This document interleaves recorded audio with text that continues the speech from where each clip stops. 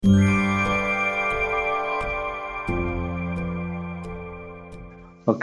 muy buenas tardes.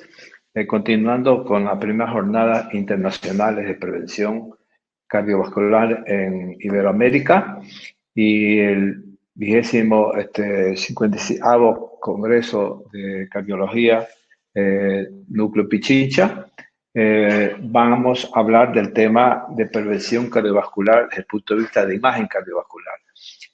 Van a ser 4 expositores. El primero, doctor Giovanni Scorza, Ecuador, especializado en cardiología clínica del Instituto Danto Passanese de Sao Paulo, Brasil.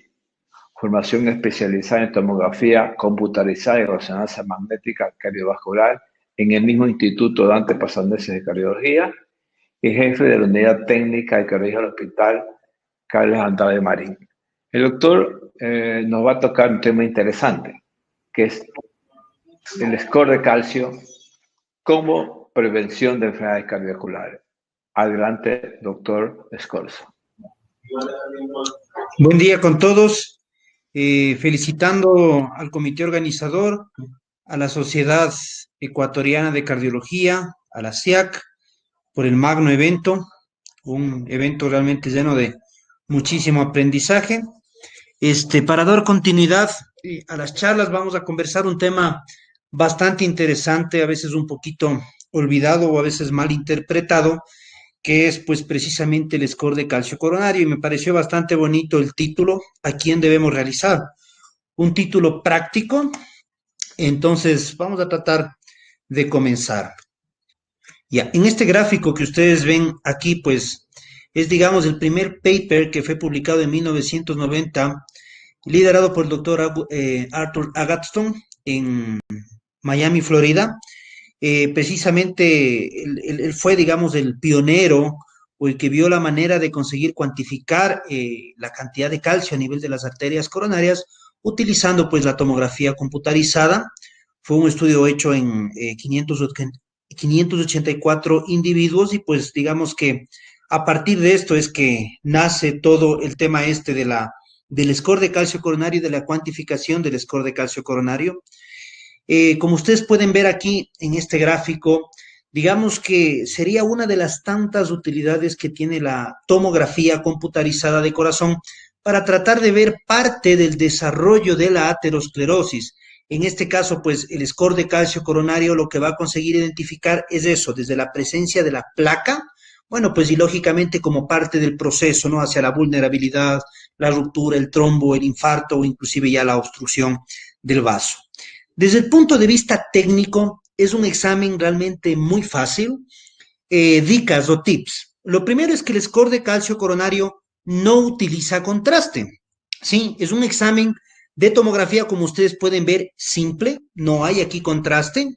Y lo que hace el aparatito, que tiene que ser de hecho un tomógrafo por lo menos de 64 columnas de detectores para arriba, es hacer una adquisición sincronizada por el electrocardiograma, es decir, ponemos al paciente el electrodo con el software para la adquisición de score de calcio coronario y hace cortes gruesos, entre 2.5 y 3 milímetros en un corte axial de todito el tórax, ¿sí?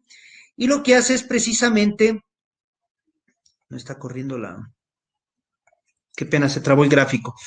Lo que hace el equipo en este caso es cuantificar o marcar todo lo que está brillando sobre 130 unidades Hounsfield, que es la unidad pues que utilizamos en tomografía para saber si esa área hiperatenuada es precisamente calcio.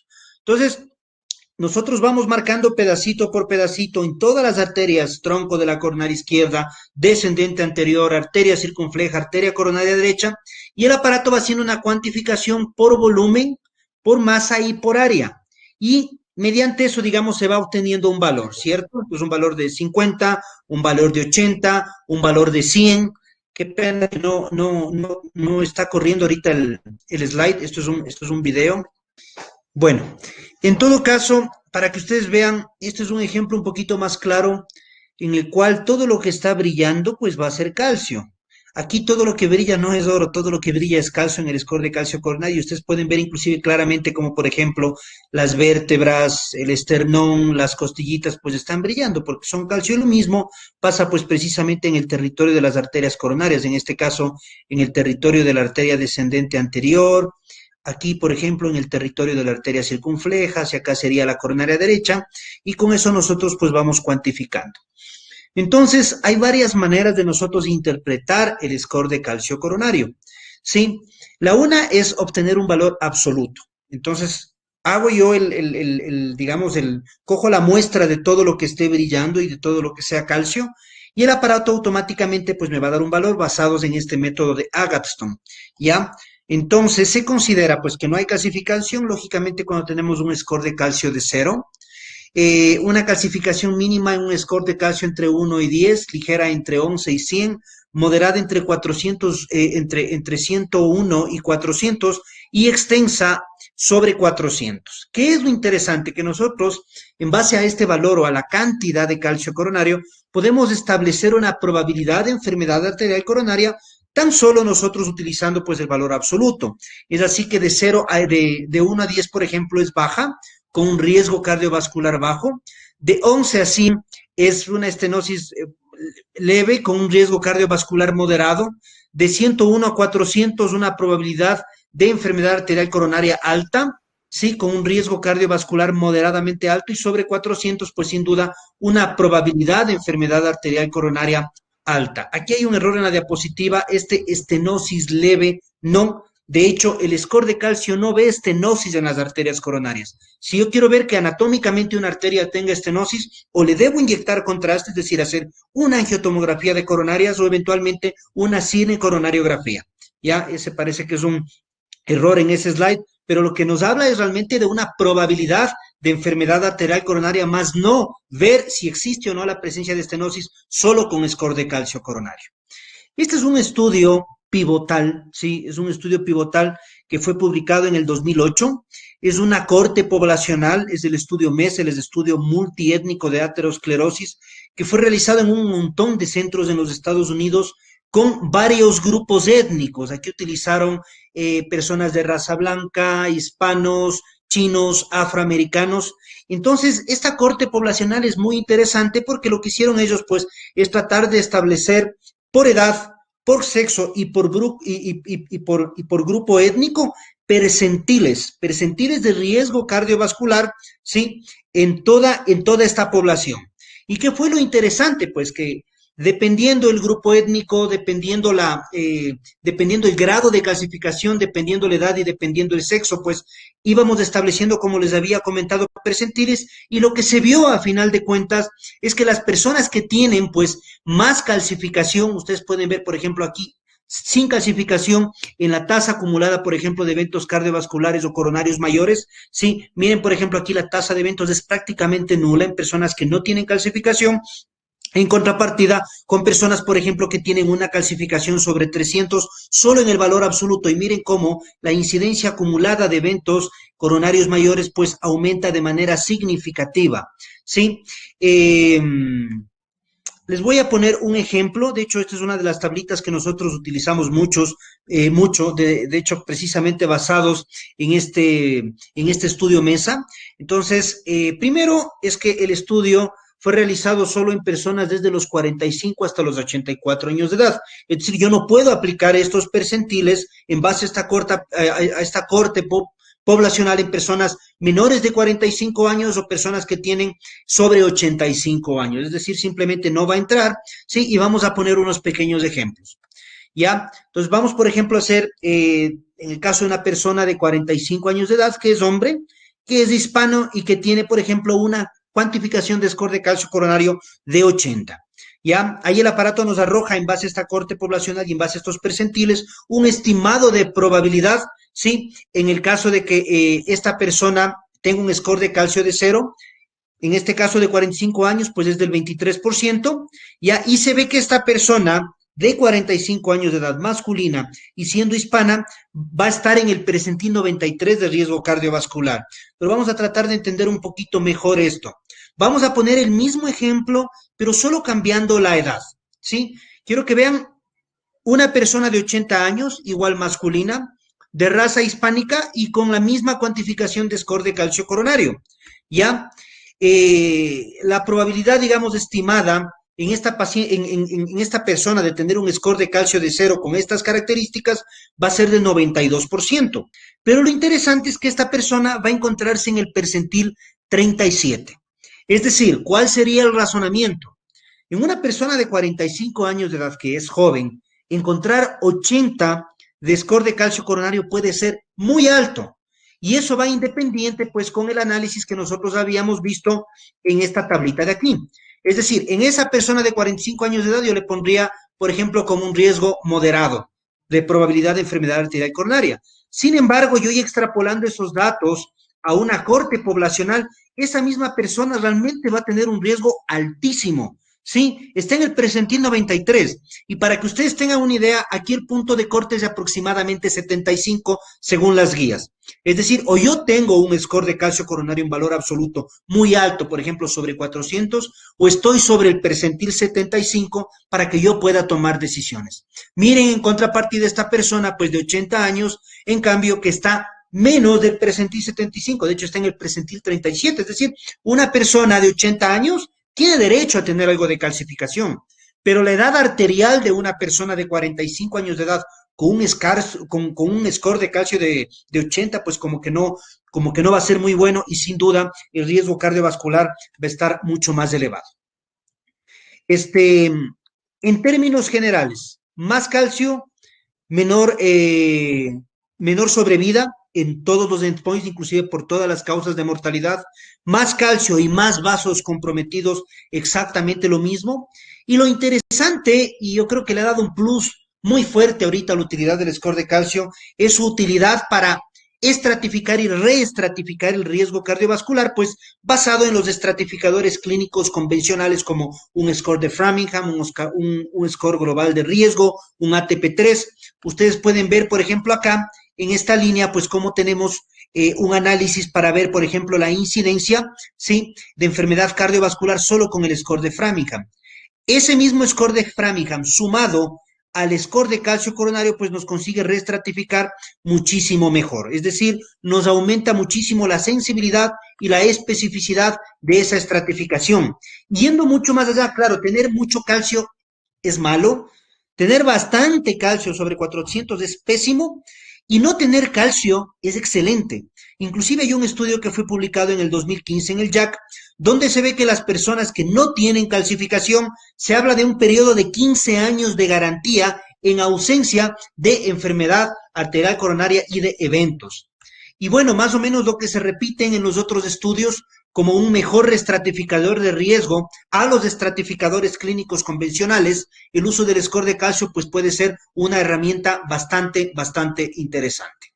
Aquí quiero que noten, por ejemplo, en los estratificadores, por ejemplo, con Framingham, una persona con un score de calcio de 0, miren aquí, bajo riesgo, intermedio, alto riesgo, y sobre 0, es decir, ya con calcificación, cómo aumenta de manera significativa el hazard ratio, ¿sí?, en relación a los endpoints para todas las causas de muerte.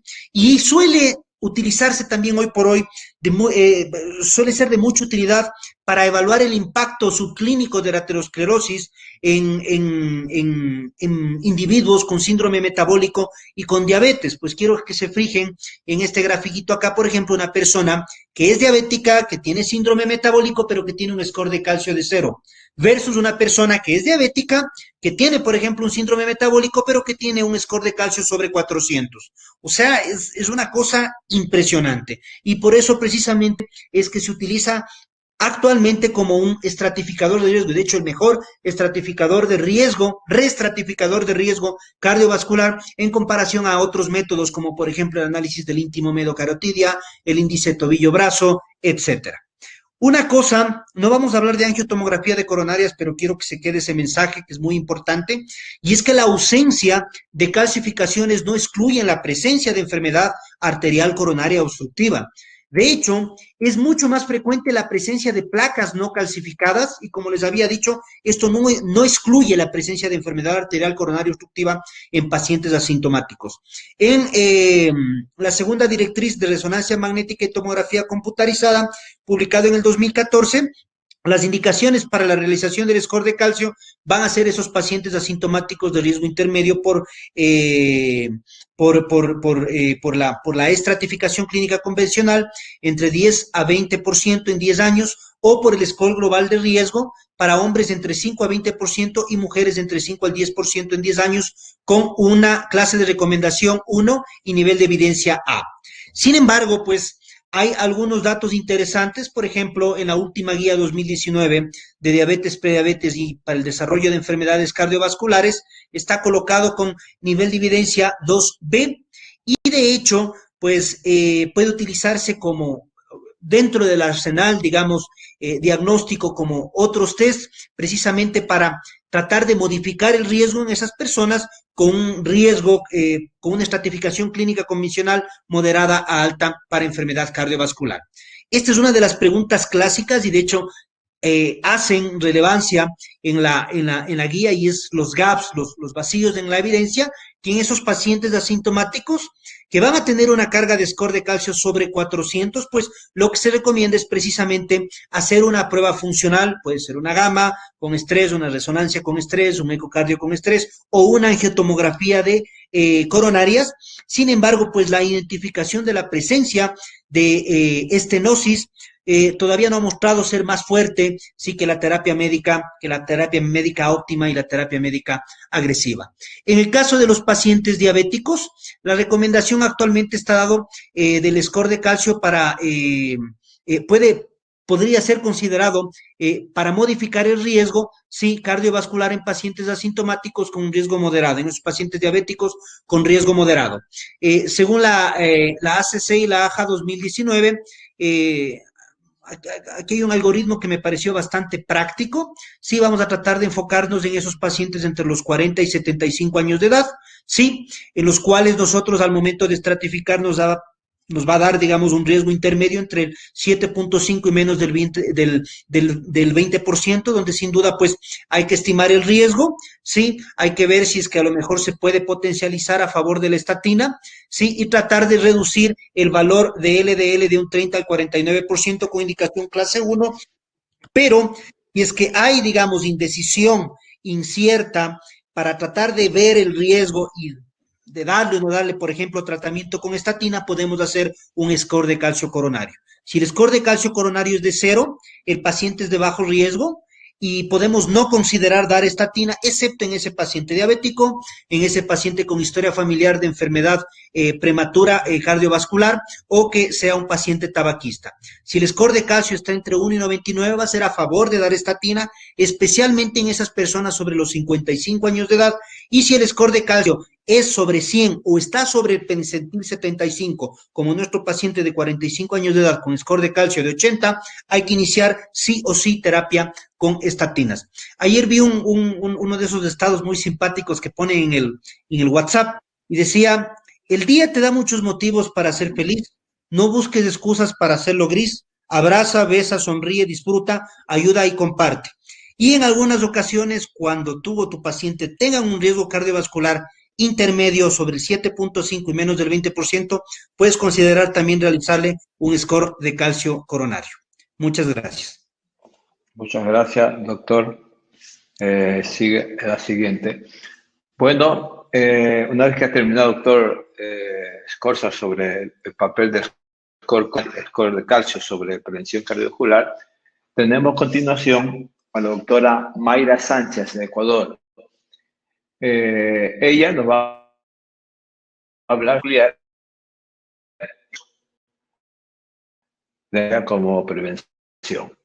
Ella es fellow de biología nuclear en la Fundación Cardioinfantil de Bogotá, médico tratante del Servicio de Medicina Nuclear del Hospital Carlos Andrade Marín, docente de la Cátedra de Medicina Nuclear de posgrado de Imagenología en la Universidad de San Francisco y coordinadora de Ecuador para el OIEA de proyectos de cardiología nuclear. Doctora, recuérdese que tiene 15 minutos. Adelante y muchas gracias por su presencia. Buenos días con todos. Les agradezco a la Sociedad de Cardiología por haberme invitado a participar en este evento y además al CICIAC. Bueno, el tema que yo voy a hablar es del uso de la medicina nuclear en el diagnóstico precoz de la enfermedad coronaria. Sí. La medicina nuclear como introducción, tenemos imágenes de cardíacas con radioisótopos más o menos desde los años 60. Estos han ido evolucionando y ahora es una técnica muy conocida y muy difundida en el mundo, que es capaz de ayudar a determinar la fisiología, la fisiopatología cardíaca, así como también la parte del metabolismo cardíaco y la función ventricular. Dentro de las indicaciones de la perfusión miocárdica tenemos la detención de enfermedad coronaria, a esto se refiere a isquemia, necrosis y viabilidad, valoración pronóstica de la enfermedad coronaria, detención de la estenosis post-revascularización, estratificación de riesgo, y esto es algo muy importante porque nosotros en la parte de cardiología nuclear podemos estratificar el riesgo, ya que al ser un estudio funcional nos permite ver si el paciente tiene un riesgo bajo, intermedio o alto de enfermedad coronaria.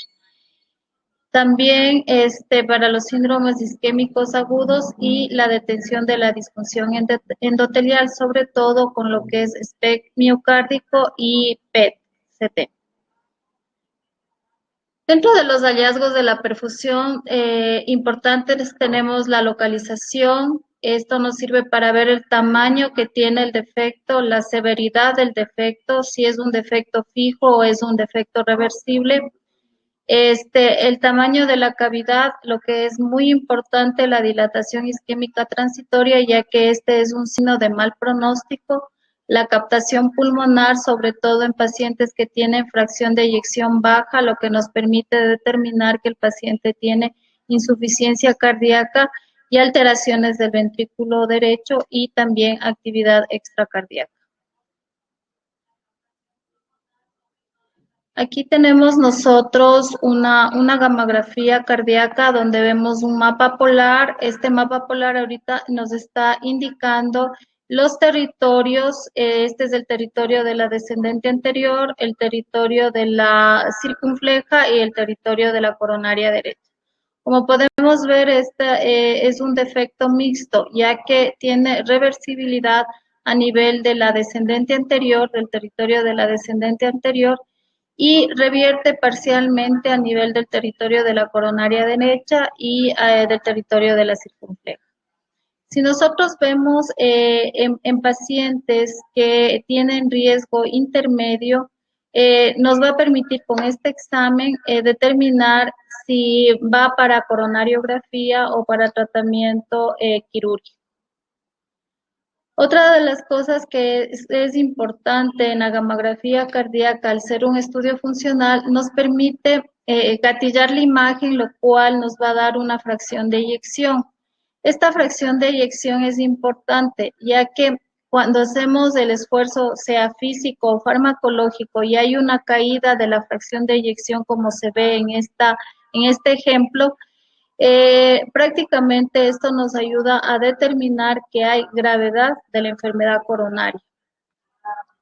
Si vemos nosotros, por ejemplo, en este caso, una FEBI de 38 en esfuerzo comparada con una FEBI de 47 en el reposo, es casi una caída de 10 puntos en el esfuerzo y una recuperación parcial en el reposo, lo cual nos está hablando de que hay enfermedad coronaria que es grave y es un punto fisiológico importante para el hemodinamista o para el clínico. Aquí tenemos otro ejemplo de dilatación isquémica transitoria. Vemos nosotros los cortes tomográficos en donde se ve una dilatación del ventrículo izquierdo. Todo lo que les señalo es esfuerzo, es una comparación con el reposo. En la segunda fila vemos el reposo en donde la cavidad ventricular se hace más pequeña. Esto es un signo de dilatación isquémica transitoria, lo cual es muy importante porque nos determina gravedad de la enfermedad coronaria. Como vemos aquí, hay una distribución disminuida del radiotrazador a nivel de la pared anterior y de la pared septal e inferior, que mejora la pared anterior completamente y la pared inferior de manera parcial. Dentro de los objetivos de la imagen cardíaca, pues, bueno, tenemos la precisión diagnóstica, la estratificación de riesgo que siempre hago hincapié, la capacidad pronóstica, ya que al tener, por ejemplo, la caída de la FEBI o la dilatación isquémica transitoria, pues nos está diciendo que el pronóstico de este paciente es malo. Y también nos permite monitorear la respuesta terapéutica, es decir, nosotros podemos hacer el diagnóstico con gammagrafía cardíaca con SPECT o con PET y posterior al tratamiento de revascularización podemos nosotros determinar si el tratamiento fue exitoso o no, o si el tratamiento farmacológico está siendo adecuado. Además, hay que tomar en cuenta que las imágenes cardíacas, al ser metabólicas con FDG, por ejemplo, en el PET, nos va a permitir distinguir lo que es una hibernación, que también es un tema muy importante, y también un aturdimiento miocárdico, que prácticamente eso se presenta al inicio de haberse presentado un evento coronario. Bueno, las desventajas que tiene el SPECT, en realidad la duración del estudio es un estudio que tiene más o menos una duración entre 5 o 6 horas, necesita una preparación especial para el paciente, como es, por ejemplo, si es que está tomando betabloqueantes o isonitrilos, tiene que suspender. Y la dificultad de interpretación, la extensión de la enfermedad coronaria obstructiva. Acuérdense que con el SPECT nosotros solamente podemos ver lesiones superiores o iguales al 70%. La sensibilidad en este estudio más o menos llega al 90% con una especificidad del 80%. No puede detectar aterosclerosis precoz y esa es la debilidad que tiene el SPECT cardíaco. Las ventajas que tiene el PET sobre el SPECT son la corrección de atenuación. Nosotros en pacientes obesos en el SPECT o pacientes, mujeres con mamas grandes, vamos a tener problemas en la atenuación, dando falsos positivos a nivel del territorio de la descendente anterior en las mujeres y en la pared inferior en los hombres. Esto no sucede con el PET, ya que tiene una alta resolución, y la otra ventaja que tiene es que puede cuantificar el flujo miocardio y la evaluación del metabolismo miocárdico, ya que lo que se utiliza es el FDG, que viene a ser como un análogo de la glucosa, o una glucosa marcada, por decirlo así.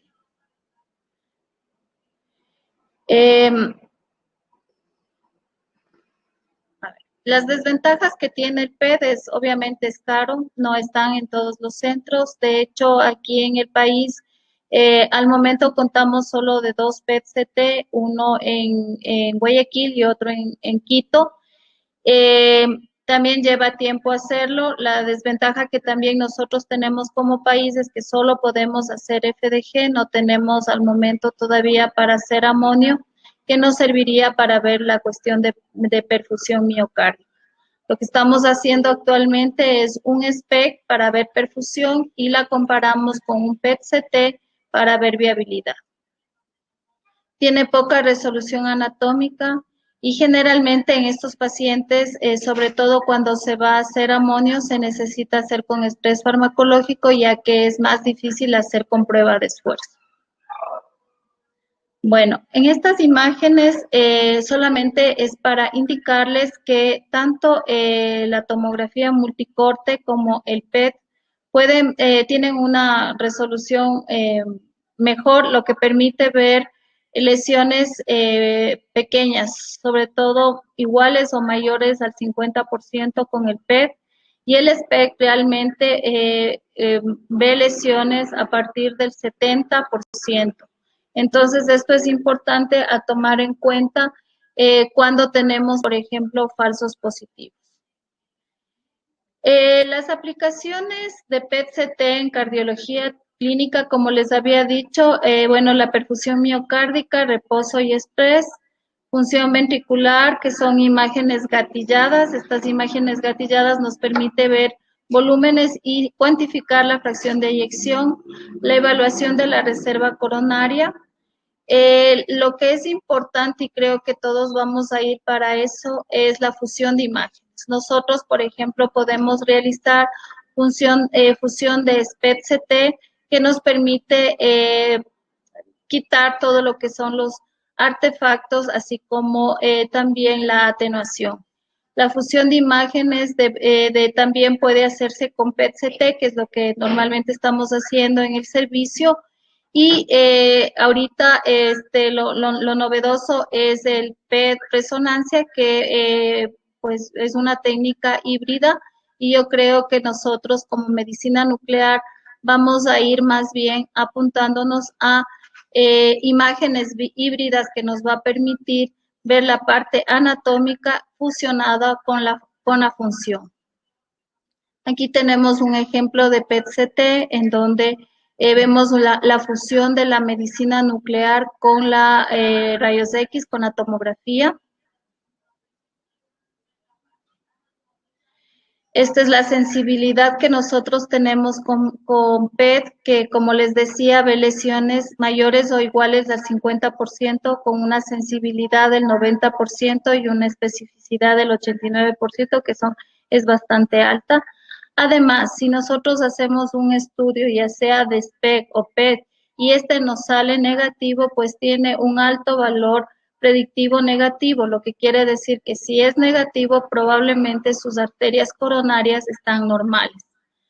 Sin embargo, hay que tomar en cuenta que hasta un 10% de los pacientes que tienen arterias coronarias normales, pues al realizarse un SPECT o un PET pueden tener alteraciones en la perfusión, lo que llamamos enfermedad de pequeño vaso.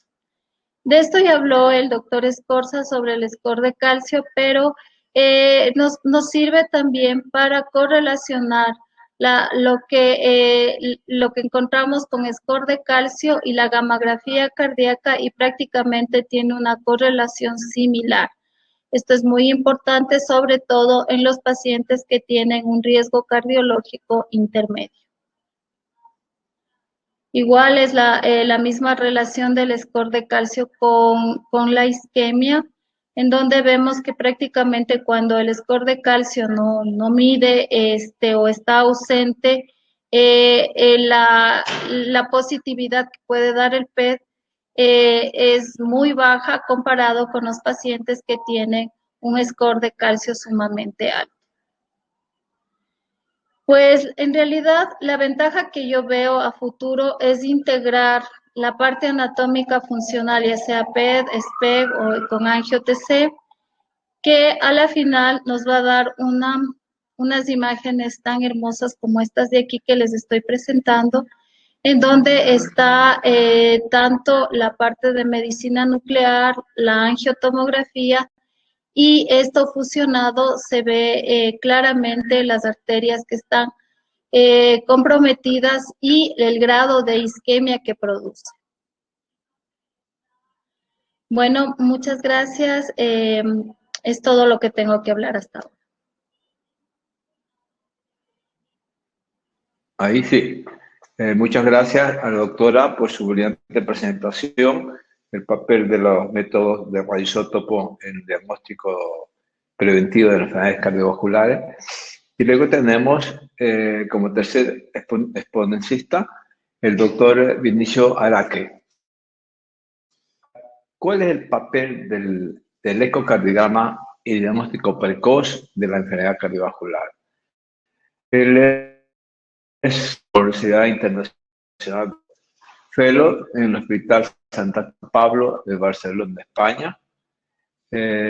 Máster en imagen cardíaca en la Universidad Católica de Murcia, España. Con todo, el doctor nos va a ayudar en los 15 minutos para poder hacer preguntas al final. Siguiente, doctor, por favor. ¿Cuál es este?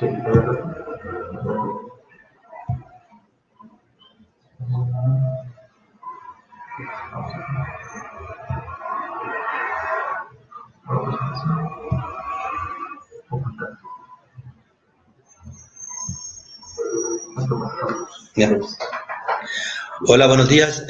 Agradezco igualmente a la sociedad por la invitación al Congreso Interamericano de Prevención Cardiovascular. El tema, como se había indicado, es el papel que cumple el ecocardiograma en el diagnóstico precoz de la enfermedad cardiovascular. Cuando nosotros nos enfrentamos a nuestro paciente, vamos a valorar cuáles son los factores de riesgo que esto presenta y lo vamos a catalogar dependiendo del grado, de acuerdo a las diferentes scores que nos presentan las guías. Además, tenemos que valorar cuál es de la lesión del órgano diana y que en esta oportunidad, a través del ecocardiograma y sus diferentes modalidades, podemos registrar diferentes parámetros que nos permiten obtener la masa, la función ventricular, el tamaño ventricular, con lo cual nos acercamos a una adecuada etiología, a la valoración del daño del órgano diana, nos va a guiar en el tratamiento y nos va a brindar un pronóstico. Trataré en estas cortas guías positivas dilucidar estas preguntas. ¿Qué, cómo y por qué vamos a medir?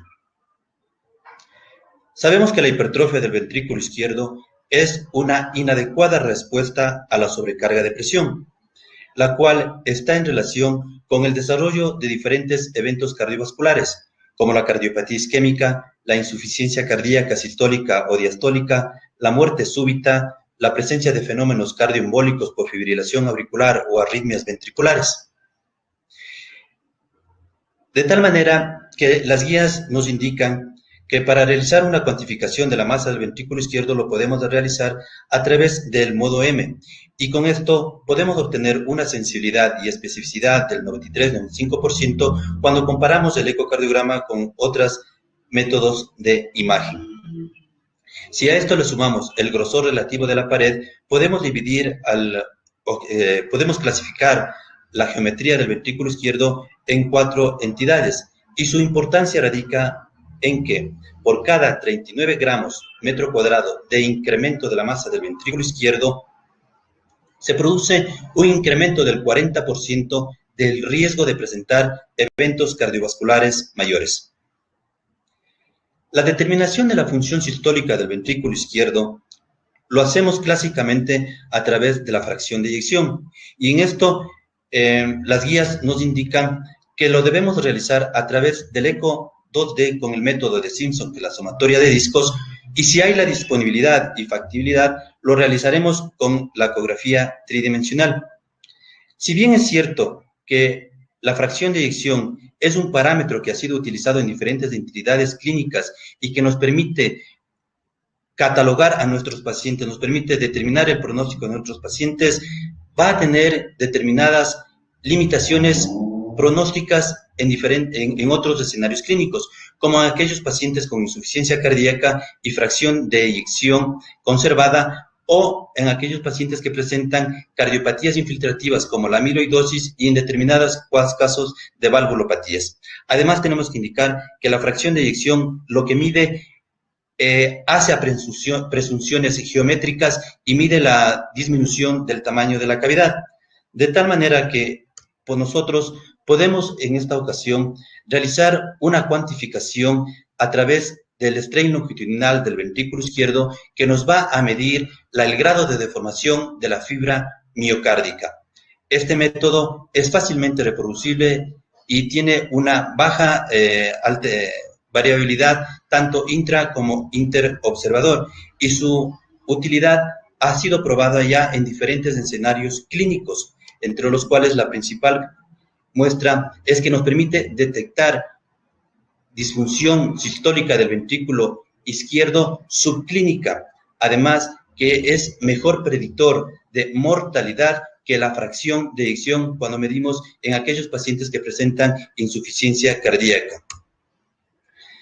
De la misma manera, el strain longitudinal puede ser útil en la toma de decisiones del momento quirúrgico de determinadas valvulopatías, como puede ser en la estenosis aórtica severa, aquellos pacientes asintomáticos con fracción de eyección normal, en la cual nos brinda en este estudio un punto de corte de menos 14.7%, siendo un predictor de mortalidad más que la fracción de eyección. O en este otro metaanálisis en el que se valora el strain longitudinal precirugía y nos muestra que los pacientes que presentaron una disfunción del strain longitudinal previo a la cirugía van a presentar mayor caída de la fracción de eyección luego del cuadro quirúrgico.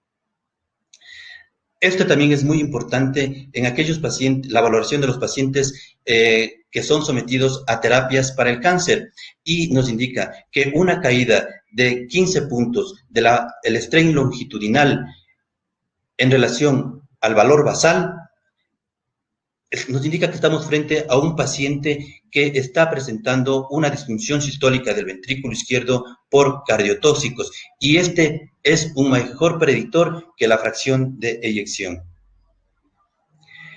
En cuanto a la valoración de la función diastólica, sabemos que esto es muy importante y las guías nos muestran la identificación de 4 parámetros.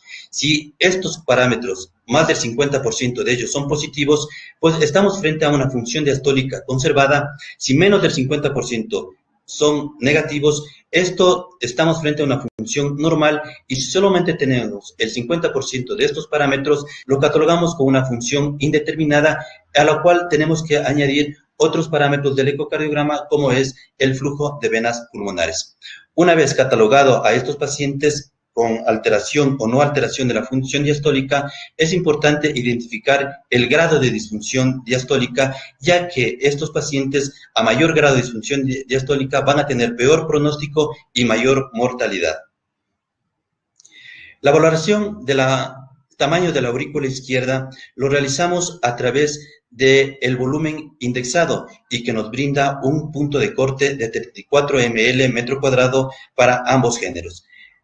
El tamaño de la aurícula izquierda es un importante indicador del remodelado auricular, y que en diferentes ensayos clínicos han demostrado que la dilatación de la aurícula izquierda se relaciona con eventos cardiovasculares como muerte, insuficiencia cardíaca e ictus.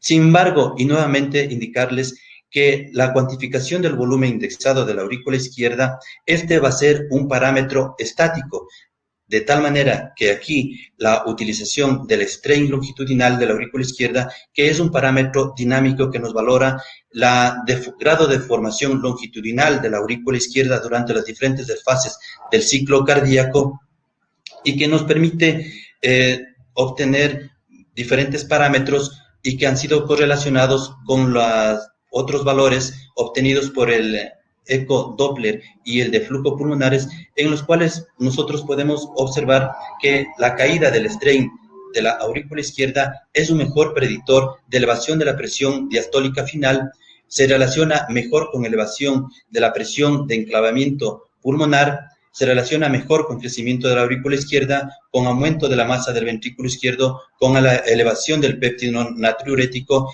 y además que es un predictor de muerte y de hospitalización. Además, la caída del strain de reservorio y contráctil, es un predictor de fibrilación auricular de novo. De tal manera que el ecocardiograma es un método de imagen que está ampliamente distribuido, tiene un bajo costo y puede ser realizado a la cabecera del paciente. Si nosotros obtenemos adecuadamente los diferentes parámetros de la ecografía, podemos obtener un acertado diagnóstico, nos podemos tener un buen tratamiento y obtener también el pronóstico de nuestros pacientes. Y de la misma manera, y aunque estos nuevos métodos, relativamente nuevos métodos que es derivados del speckle tracking, deben ser utilizados, los cuales nos van a brindar un mayor pronóstico sobre los eventos cardiovasculares. Bueno, estas solamente unas imágenes que también nos responden las preguntas cómo y por qué visitar el Ecuador, y esta es nuestra área de trabajo. Muchas gracias.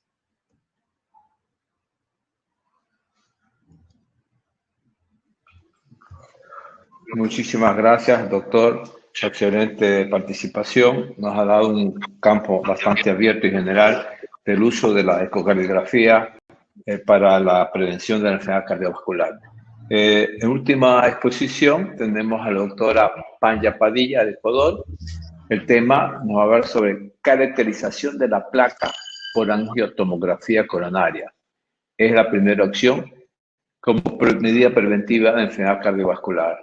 La doctora Panya Padilla de Ecuador Es médico cirujano de la Universidad Central del Ecuador, cardióloga y ecocardiografista por el Instituto Dante Passanese en Sao Paulo, Brasil, máster en ecocardiografía esofágica, máster en resonancia magnética cardíaca, miembro de la Sociedad Internacional de Cardiología y Ecocardiografía y médico tratante del Hospital Metropolitano de Quito. Doctora, adelante con su exposición. Tiene 15 minutos para dar preguntas al final. Por favor. ¿Cómo?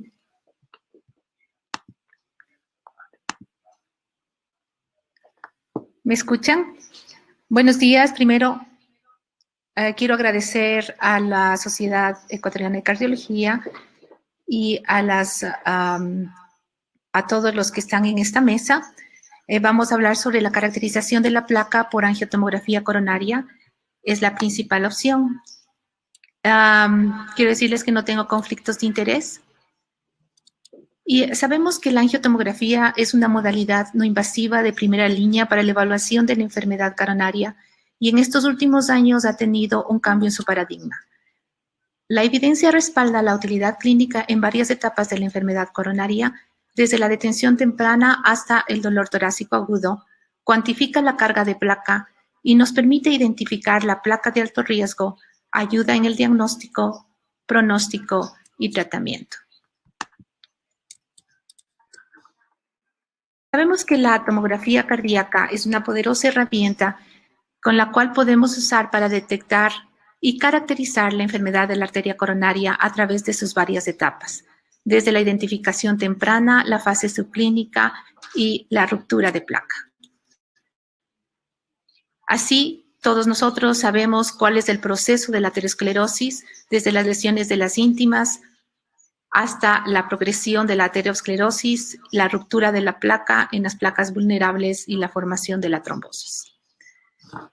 El año pasado, las guías para el diagnóstico de síndrome coronario crónico cambiaron un poco y normalmente cuando nosotros tenemos un paciente que llega en emergencia con dolor torácico, le hacemos una evaluación, su historia clínica, un ecocardiograma, y hacemos una prueba de esfuerzo o una ergometría para descartar la presencia de enfermedad coronaria. Pero de acuerdo a estas guías, ellos nos dicen que la ergometría tiene un rendimiento diagnóstico inferior en comparación con las pruebas diagnóstico de imágenes y tienen un poder limitado para descartar enfermedad arterial coronaria. En este punto, estas directrices recomiendan el uso de una prueba diagnóstica por imágenes en lugar de un electrocardiograma de esfuerzo como prueba inicial para diagnosticar la enfermedad arterial coronaria obstructiva. Ellos sugieren la utilización de una angiotac coronaria o cualquier imagen funcional. De ello, estos se apoyan en el estudio EVINCI, en cual es un estudio prospectivo que estudia a los pacientes con dolor torácico estable y hace un estudio comparativo de la angiotac coronaria con el PET, el SPECT, la resonancia y el eco. Y aquí podemos ver la sensibilidad y la especificidad de angiotac, que es bastante buena, sobre el 90%, considerándole una modalidad de imagen no invasiva más precisa para la detención de enfermedad arterial coronaria.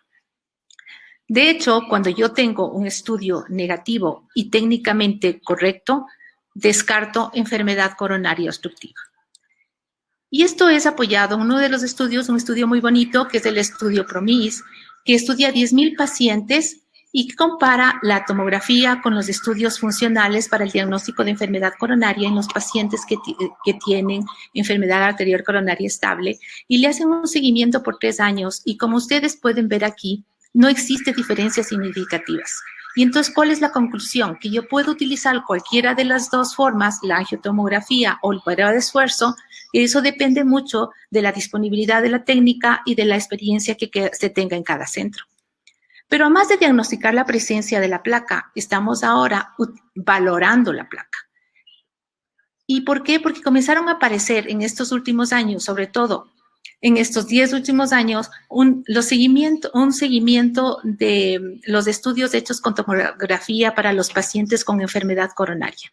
Este es un estudio de 2,000 pacientes donde hacen un seguimiento a 10 años y se ve el estudio de la placa. Si el paciente no tiene enfermedad coronaria, pues a los 10 años no ha presentado ningún tipo de enfermedad. Los pacientes que tenían enfermedad obstructiva presentaron muerte cardíaca o infarto no fatal, pero los pacientes que tenían una placa no obstructiva, estos, si ustedes se fijan, comienzan a presentar efectos colaterales a partir de los 5 a 10 años, y esto es muy explicable porque ustedes saben que los pacientes que presentan una enfermedad coronaria obstructiva, su evolución de acuerdo a la aterosclerosis es realmente tardía y progresiva. De hecho, la manera de valorar la placa, un estudio que ha apoyado mucho es el estudio Scott Hare, en donde es un estudio escocés que estudió a 4,000 pacientes y divide en 2 grupos. Les hacen a los unos un tratamiento convencional y a los otros le hacen el tratamiento convencional más angiotac coronaria. Y les hacen un seguimiento a todos los pacientes con dolor torácico estable por 5 años. Estos utilizan una dosis de radiación baja, solo tienen el 2% de reacciones adversas, y la conclusión de este estudio es que los pacientes que fueron realizados angiotac coronaria tuvieron un menor porcentaje, de hecho el 38%, de presentar efectos como muerte y infarto miocárdico no fatal. Tuvieron los mismos casos para angiografía no invasiva y revascularización miocárdica, pero los pacientes que tenían angiotac coronaria fueron pacientes que tomaron previamente aspirina y estatinas. Entonces, ¿cuál es la conclusión de este estudio? Realmente, si yo le hago una angiotomografía a un paciente y veo la presencia de placa y puedo ver la gravedad de la placa, yo voy a decir qué paciente y qué factores de riesgo tiene este paciente. Si a este paciente le doy tratamiento farmacológico o a este paciente le puedo llevar a un cateterismo para una revascularización precoz. Y de hecho, sobre todo, tiene una mayor educación para el paciente, porque si el paciente ve este tipo de placa y yo le digo necesita tomar una medicación, él va a estar consciente y va a tomarlo más precozmente. Entonces, ¿cuál fue la conclusión del Scott Hare? El Scott Hare dijo que si nosotros añadimos angiotac coronaria al estudio convencional de los pacientes con dolor torácico, vamos a mejorar el diagnóstico final y nos va a permitir enfocar el tratamiento de una manera más adecuada. El seguimiento a 5 años del Scott Hare demostró que la tomografía reduce significativamente la aparición de infarto y muerte por enfermedad coronaria sin aumentar las pruebas invasivas como fueron el número de coronariografías y el número de revascularizaciones. Además, demostró que al aumentar angiotomografías podíamos aumentar la prescripción de medicaciones preventivas como son aspirina, estatinas o IECA, y esto nos van a ayudar a reducir la muerte o infarto en comparación con los pacientes que tienen atención convencional. De hecho, este estudio, que es un análisis post-hoc del ensayo Scott Hare, estudia mediante un software especial las placas de baja atenuación no calcificadas por medio de angiotac coronaria en pacientes con dolor torácico. Y dice que las placas, este tipo de placas es el principal predictor del desarrollo de infarto. Y si nosotros tenemos un volumen de placa mayor al 4%, esto multiplica por 5 el riesgo de infarto fatal o no fatal. De hecho, ya se habló del score de calcio y vemos que una de las ventajas de la tomografía con contraste es que nosotros podemos evaluar la presencia de placa, podemos ver la ruptura de la placa, podemos caracterizar a la placa y podemos ver el porcentaje de estenosis.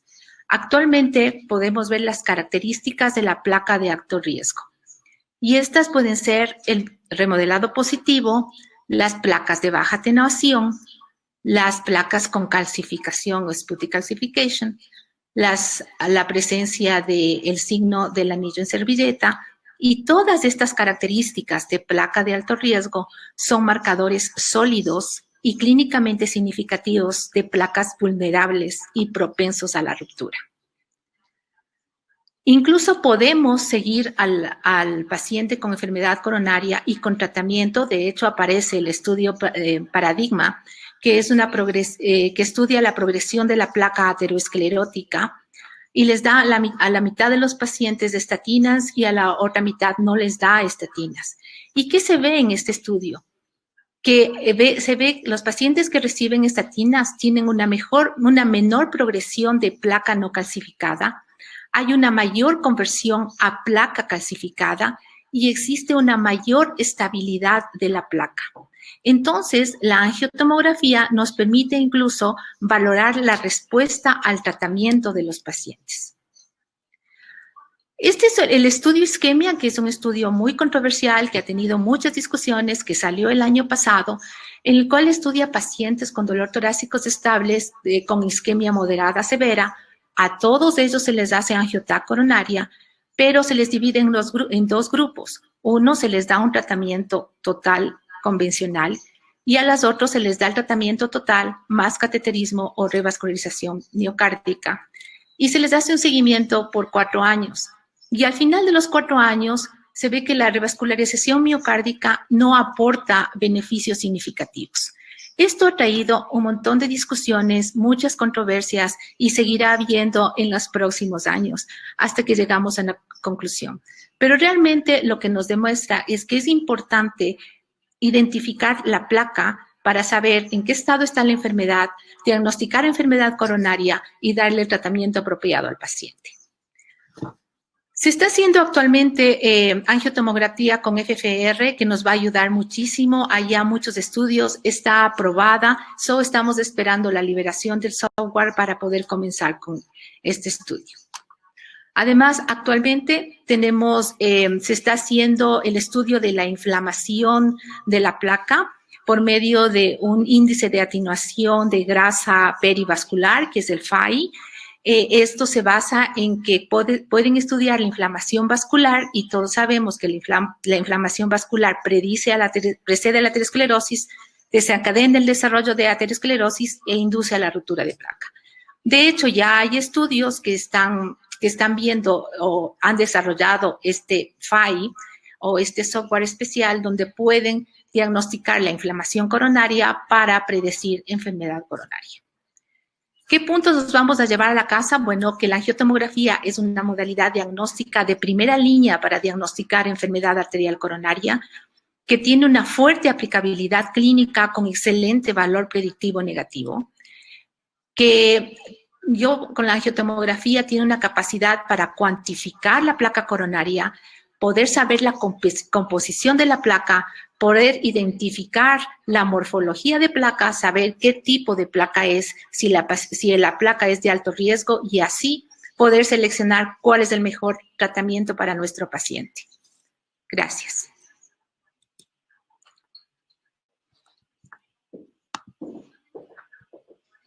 Muy bien, hemos terminado este seminario sobre imágenes cardiovasculares en la prevención cardiovascular. Esperemos hacer unas preguntas que realmente puedan servir para completar la presentación. Sin embargo, antes que las preguntas aparezcan, yo quisiera hacer una pregunta al doctor Escorza acerca del score de calcio coronario.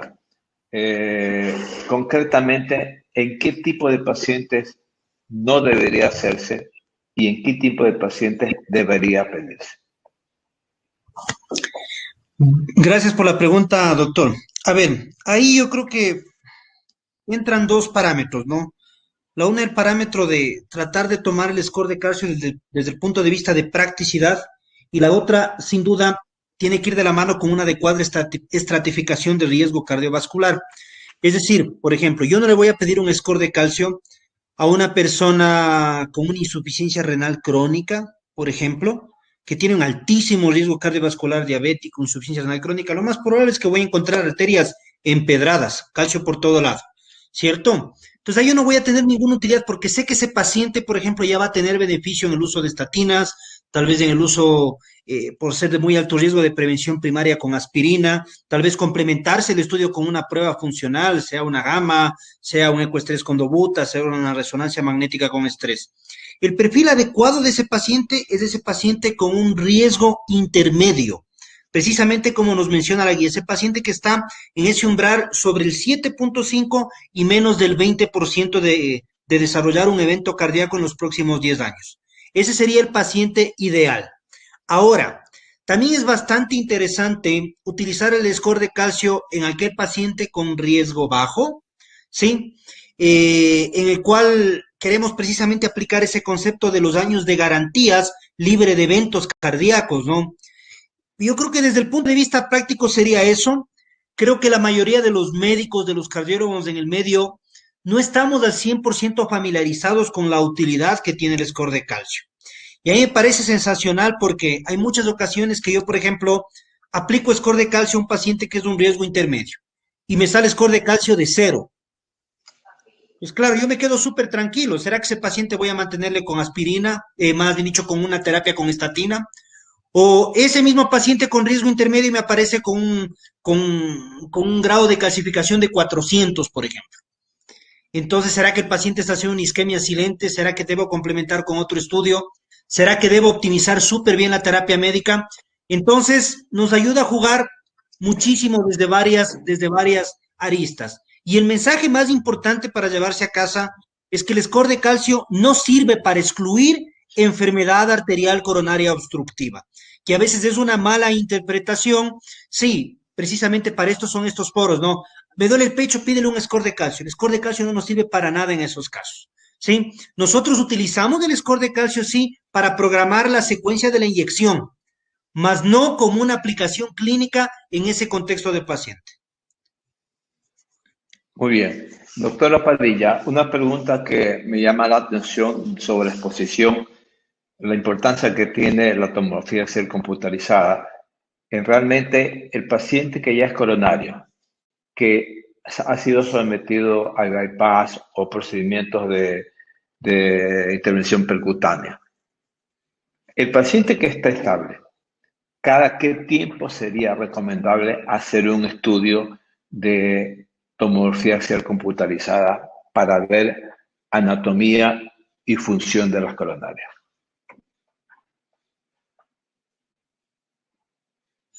El micrófono lo tiene apagado. No. Yo creo que lo más importante es evaluar al paciente y la clínica del paciente. Porque, claro, yo puedo ponerle, sí, vamos a hacer cada año, pero lo más importante es saber cómo está el paciente, cómo está evolucionando el paciente, qué sintomatología tiene. Entonces, si yo quiero saber cómo está el tratamiento, yo puedo hacer un seguimiento más cercano y tener una planificación de hacerle cada 6 meses, cada año, dependiendo en qué clínica se encuentra el paciente. ¿Por qué? Porque voy a ver evolución de placa coronaria. O si usted quiere ver cómo está su tratamiento, si el paciente está recibiendo estatinas, si tiene placas graves todavía o tiene placas en progresión o placas en estado intermedio. ¿Se estabilizaron esas placas al año? El paciente está asintomático, veamos cómo está. Pero yo creo que al paciente se le valora clínicamente y de acuerdo a eso vamos encaminando y vamos viendo qué es lo que queremos ver con cada paciente. Las dos últimas preguntas. Sobre el asunto del PET, sobre todo el uso del estudio de radioisótopos para enfermedad coronaria. Realmente, en el momento actual, cuando hay tecnologías que también son muy buenas, ¿dónde lo ubicamos en este momento, sobre todo a nivel privado y también a nivel público? Bueno, como les había dicho anteriormente, en el Ecuador solo contamos al momento con 2 PET-CT, uno en Guayaquil que prácticamente está dedicado a la parte de oncología porque está en Solca, y el otro en el Carlos Andrade Marín, que es donde yo trabajo. Bueno, nosotros estamos haciendo estudios oncológicos en su mayoría, pero también estamos haciendo estudios cardiológicos, sobre todo cuando queremos ver viabilidad miocárdica. Aparte de eso, privadamente por el momento no hay un centro que tenga PET-CT, probablemente en un futuro. Pero lo que nosotros queremos hacer en el Andrade Marín es comenzar a hacer perfusión también, perfusión con amonio, que nos ayudaría para complementar el estudio. Ahorita, por el momento, solo podemos hacer viabilidad también en pacientes que, por ejemplo, tienen sus arterias coronarias normales después de haber tenido un aparente síndrome coronario. Entonces quieren ver si es que hay enfermedad de pequeño vaso. Entonces en ellos hacemos PET-CT con FDG, en donde vemos disminución de la perfusión, pero es de manera difusa, lo que nos permite determinar que probablemente se trate de una enfermedad de pequeño vaso. Al momento también estamos haciendo pacientes con isquemia equilibrada cuando tenemos un SPECT cardíaco que prácticamente nos salió normal la perfusión, pero tenemos signos que nos hacen pensar en una isquemia equilibrada, es decir, cuando hay lesión de 3 vasos, y como son la caída de la fracción de eyección y la dilatación isquémica transitoria. En estos pacientes también hemos hecho PET-CT y vemos alteración de la perfusión, lo cual nos da el diagnóstico. Muy bien, y la última pregunta para terminar con este simposio sobre el doctor que habló sobre el papel del ecocardiograma, el diagnóstico precoz de la enfermedad coronaria. Tomando ese punto de vista, ¿cómo ve usted la aplicabilidad en este momento en el país, en el Ecuador, sabiendo que es un método nuevo, que falta mucha estandarización para poderla aplicar y sobre todo, ¿en qué tipo de patología usted le cree que es una indicación A y que tenga mucha utilidad? Bueno, dentro de los métodos de imagen para la valoración cardiovascular, creo que el ecocardiograma es ampliamente, tiene una instrucción y disponibilidad amplia a nivel del todo el país. Si bien es cierto, hay algunos parámetros en los cuales aún no funcionan en todos los equipos, la aplicación de estas nuevas estrategias, sobre todo las que son la del strain del ventrículo izquierdo y la del strain auricular, pues estamos viendo que ha evidenciado que nos permite valorar y dar una respuesta prematura del riesgo de presentar eventos cardiovasculares importantes, ya sea muerte cardiovascular por todas las causas, eventos isquémicos, nuevos casos de fibrilación auricular.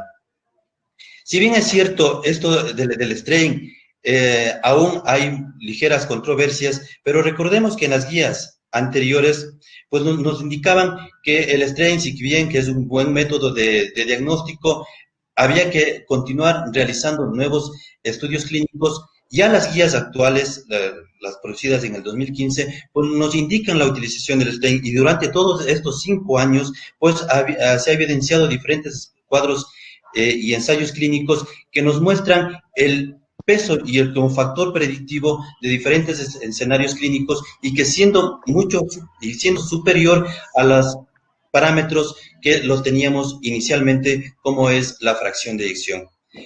Es muy nuevo esto, lo de la valoración de la función de la anatomía auricular y el funcionamiento auricular con sus diferentes etapas, la de reservorio, de conducto y de bomba.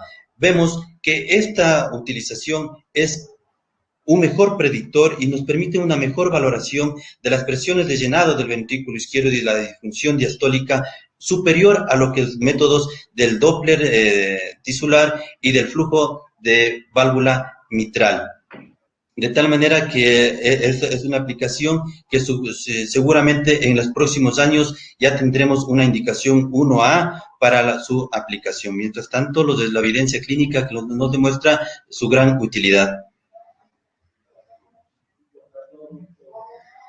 Muy bien, y en nombre mío les agradezco a todos los expositores, felicitaciones por excelente charla